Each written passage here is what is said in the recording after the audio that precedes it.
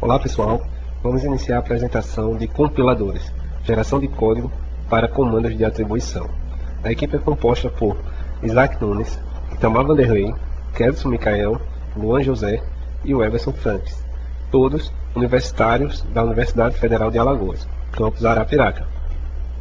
Sumário: a equipe ficou designada em apresentar o tópico 5.3 ao tópico 5.5 do livro Implementação de Linguagens de Programação Compiladores, produzido por Ana Maria de Alencar e Simão Toscano.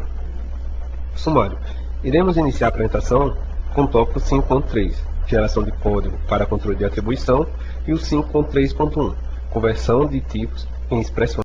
Iniciando a apresentação de geração de código para controle de atribuição, deve salientar que este tópico também vai mostrar o esquema de tradução correlatos para a conversão de tipos e para o endereçamento de elementos de matrizes. No primeiro slide, o exemplo 5.7 mostra o esquema de tradução para o comando de atribuição. A função lookup id.nome procura o identificador armazenado no id.nome na tabela de símbolos. Se existir uma entrada na tabela para esse identificador, a função retorna o índice correspondente ao mesmo. Caso contrário, ela retorna apenas nil. A ação semântica geraCode grava comandos de 3 endereços no arquivo de saída. Ainda sobre a mesma função lookup, quando ela é aplicada ao identificador, primeiro deve verificar se o identificador está na tabela de símbolos corrente, apontada por outra função. Caso negativo, lookup usa o ponteiro dessa tabela para encontrar a tabela de símbolos do procedimento envolvente, e se o nome não é encontrado em nenhum dos escopos envolventes, então lookup retorna nil. Ainda sobre a função lookup, ela retorna um ponteiro para a posição de memória correspondente a um identificador. Então, para manter coerência, a função geraTemp também deve retornar um ponteiro para a área alocada, a um temporário. No tópico 5.3.1, conversão de tipos em expressões aritméticas, o tipo dos operandos, por exemplo, inteiro ou real, determina a natureza da operação que deve ser efetuada. No exemplo 5.8, verificação de tipo em expressões aritméticas, é de fácil entender que as ações semânticas abaixo são associadas à operação de soma. Fazem a verificação do tipo dos operandos para determinar o tipo de operação a ser aplicado. As ações análogas à anterior podem ser anexadas às produções que reconhecem as operações aritméticas, de subtração, de multiplicação e outras. Para o comando x atribui y mais i vezes j, sendo que x e y é tipo real e i e j é tipo inteiro. Seriam geradas as seguintes quádruplas: a T1, T3, T2 e x. Agora Isaac Nunes vai dar continuidade à apresentação com o tópico 5.3.2, endereçamento de elementos de matriz. Dando continuidade ao nosso tema, vamos falar agora de endereçamento de elementos de matrizes. Nesse caso, nós verificaremos como é que, através de um índice de um elemento, conseguiremos descobrir o endereço de memória no qual ele está alocado. Então, nós temos aqui uma memória escrita aqui em cima e abaixo um vetor alocado nela com os índices e sua respectiva posição na memória. Nesse caso, podemos saber qual é a posição da memória utilizando essa expressão aqui: a índice i igual a base mais i mais low vezes w, onde w é o espaço de memória reservado para cada elemento do vetor, low é o limite inferior, o menor índice, e a base é o endereço inicial da memória reservada para o vetor. Como exemplo, a gente vai tentar saber a posição de memória do a índice 3, que pelos cálculos dá 50, e se verificarmos aqui, a índice 3 também tem 50.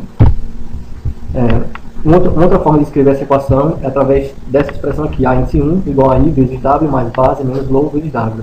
Isso porque nós deixamos esses valores aqui, base, low e w, que são constantes, agrupados, e essa expressão também retorna o mesmo valor da outra, a índice 3, que vai corresponder ao valor 50 na posição de memória.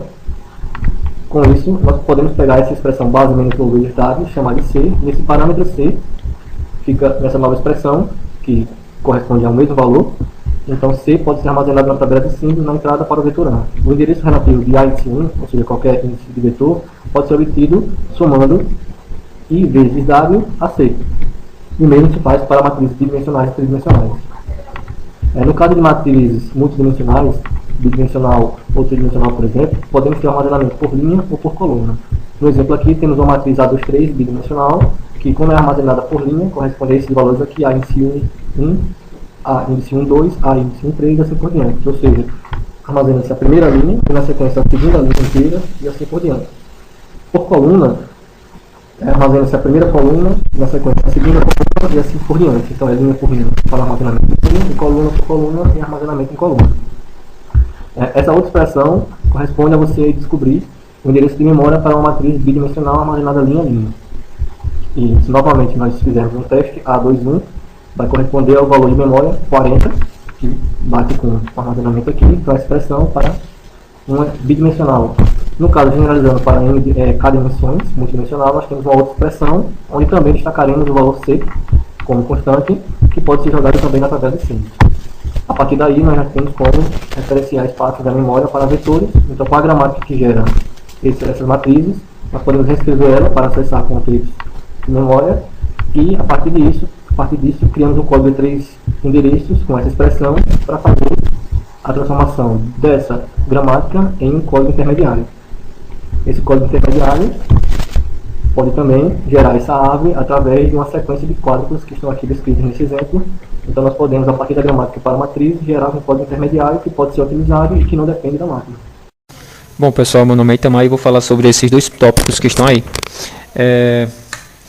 A expressão lógica de comando de controle são usadas como expressões condicionais em comando de controle e também em comandos de atribuição lógica. Aqui nessa situação nós vamos ter dois métodos para a expressão lógica, que são eles a representação numérica e a representação por fluxo de controle. No primeiro, consiste em codificar de forma numérica, ficando a expressão, o resultado da avaliação numa variável temporária. O segundo, aqui nós vamos ter a tradução das expressões lógicas para uma instrução if igual to, que desviam a execução do programa para pontos distintos. Passando para o próximo tópico, temos a apresentação numérica de expressões lógicas. Aqui, nesse método, as operações lógicas AND, OR e NOT são avaliadas numericamente, onde um representa true e o zero representa false. Um exemplo de fácil compreensão é justamente o código para avaliar as expressões lógicas de forma numérica. Assim, supondo que o código gerado seja armazenado a partir do quádruplo número 100, o comando de atribuição x igual a ou b e negação de c será traduzido para para essa expressão que vocês podem observar. Agora, quando a for menor que b, e esse a e b são variáveis numéricas, vamos ter essa outra expressão. Passando agora para o próximo exemplo, nós temos um esquema de tradução para avaliação numérica de expressões lógicas. Ou seja, esse esquema de tradução ele vai gerar código para expressões lógicas, supondo que as instruções geradas são armazenadas no vetor de quádruplas. A função gera-code, que vocês podem ver grifada, ela utiliza a variável proc para indicar o índice da próxima quádrupla disponível. Após gravar uma quádrupla, a função gera-code vai incrementar o proc, como vocês podem observar. Assim, tendo em vista o esquema de tradução, fica muito fácil observar que o atributo, nome de contém o nome do temporário que armazena o resultado da avaliação da expressão. E assim, o código que avalia a expressão é colocado no vetor quádruplo. Agora, passando para o próximo, temos o exemplo do código gerado para expressões a-b ou c-d e e-f. Ele vai, nesse caso, gerar a seguinte expressão que vocês podem ver, de acordo com o que foi dado. E conforme mencionado, e todos podem verificar facilmente, o valor final da expressão fica no último temporal gerado, como vocês podem ver aqui, o T5. O nome desse temporal é armazenado no atributo nome do não terminal, que representa a expressão, e o código gerado é armazenado no vetor quádruplo. O próximo exemplo seria a geração de código com gramática de atributos. Assim, considerando o esquema de tradução para avaliação numérica de expressões lógicas, nós podemos observar certo? A geração de efeitos colaterais por gravar o código no vetor de quádruplos. Assim, pode-se transformar aquele esquema de tradução numa gramática de atributos que armazena o código gerado num novo atributo. Para fazer isso, basta simplesmente introduzir um novo atributo code, como vocês podem ver aqui na introdução, e também substituir o comando que gera o código, conforme vocês podem verificar no slide. Então, a partir daí, vamos ter, dessa forma, a função geraCode vai retornar uma string, que é a linha de código gerado. Representação por fluxo de controle. Este método traduz expressões lógicas para um código formado por instruções if e got. São gerados rótulos e.true e e.false, para onde a execução deve ser transfenda em caso de avaliação true e false respectivamente. A seguir vou demonstrar um exemplo, que é uma tradução de expressões lógicas para o controle de fluxo, onde o esquema de tradução abaixo traduz expressões lógicas para o fluxo de controle, usando as instruções if e got. Os atributos herdados true e false especificam os rótulos de desvio. Esses rótulos são criados através de uma função gera-rótulo durante o reconhecimento do comando que contém a expressão lógica, e os locais dos rótulos dependem, portanto, do contexto. Aí note que o atributo sintetizado do código conterá no final da tradução o código gerado para a expressão analisada. Aí aqui nós temos o exemplo do código, que implica E1 ou E2, e ele recebe esses valores. Se E1.true é igual a E.true, ou E1.false gera o rótulo, e assim ele vai aceitando as entradas de acordo com o que está escrito. Na segunda linha tem o E implica E1 ou E2, na terceira implica o not E1, e o E implica o E1. Basicamente é isso. Ele vai aceitando as entradas e vai comparando para poder gerar os rótulos. No segundo exemplo, a geração de código para a expressão lógica, supondo que os atributos true e false da expressão A é menor do que B, ou C é menor do que D, e é menor que F, tenham recebido os rótulos RT e RF, o esquema anterior gera a sequência de quádruplos, que é essa que está descrita na imagem. L1, if A é menor que B, goto RT, ou goto L1, e if C é menor que D, goto L2. E o goto RF é if é menor que F, goto RT. E termina com goto RF. Aí nós podemos observar que o esquema de tradução anterior, que é uma gramática de atributos, não é nem S atribuído, nem L atribuído. Como tal, sua implementação requer a execução de 3 passos. O primeiro passo seria a construção da árvore de derivação, a construção do bottom-up, que existe a recursividade à esquerda, e o segundo percorre a árvore no sentido top-down, para decorá-lo com seus atributos, o true e o false. E o terceiro passo percorre novamente a árvore no sentido bottom-up, para calcular os atributos do código da árvore, decorado no final, e assim por diante. Meu nome é o Everson e vou falar um pouco sobre o backpath. Antes de explicar como ele funciona, eu farei aqui uma breve introdução explicando qual é o problema que ele resolve e como ele soluciona esse tipo de problema. O principal problema quando se gera código intermediário para expressões booleanas e comandos de fluxo é relacionar uma instrução de desvio e o seu destino. Pois no início o endereço de desvio não é conhecido. Esse é o problema que o backpathing resolve. E ele soluciona esse problema criando listas de comandos de desvio, inicialmente não endereçadas, e em seguida elas serão preenchidas quando esses endereços já forem conhecidos. Esse processo de preencher os endereços não resolvidos dá-se o nome de backpathing. Bom, as principais funções de manipulação de listas de desvios é a função makeList, que ela cria uma nova lista contendo apenas I, que é um índice para o arranjo de instruções, e ela retorna um apontador para a lista recém-criada. Merge, que ela é mais uma outra função que concatena as listas apontadas por P1 e P2 e retorna um apontador para essa lista que foi criada. E o backpath, que ele insere I como rótulo de destino para cada uma das instruções na lista que está sendo apontada por P. Aqui nós temos o esquema de tradução para expressões booleanas e temos aqui 8 ações semânticas que eu irei descrever agora. Na ação semântica 1, para a produção B deriva B1 ou MB2, se B1 for verdadeiro, B também será, e os desvios de B1.trueList farão parte de B.trueList. No caso de B1 ser falso, será necessário verificar B2. Então, os destinos para os desvios B1.falseList serão o início do código gerado para o B2. O não terminal M produz como atributo m.inst, que é o índice da instrução imediatamente antes do código de B2 começar a ser gerado. Dessa forma, cada instrução da lista p1.falseList receberão m.inst como rótulo destino.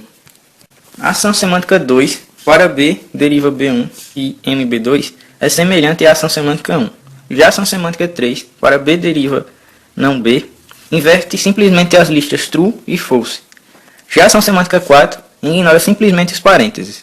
Por simplicidade, a ação semântica 5 gera duas instruções de desvio, um goTo condicional e um incondicional. Nenhum deles tem seu destino inicialmente preenchido. Essas instruções são colocadas em novas listas, apontadas por b.trueList e b.falseList. Após a redução de x menor que 100 para b segundo a produção 5, essas duas instruções são geradas. Não terminar marcador M na produção b deriva B1 ou MB2 registra o valor de nextInst, que é 102. A redução de x maior do que 200 para b segundo a produção 5 gera essas outras instruções. A subexpressão x maior do que 200 corresponde a B1 na produção B deriva B1 e MB2. O não terminal marcador M registra o valor corrente de nextInst, que é 104.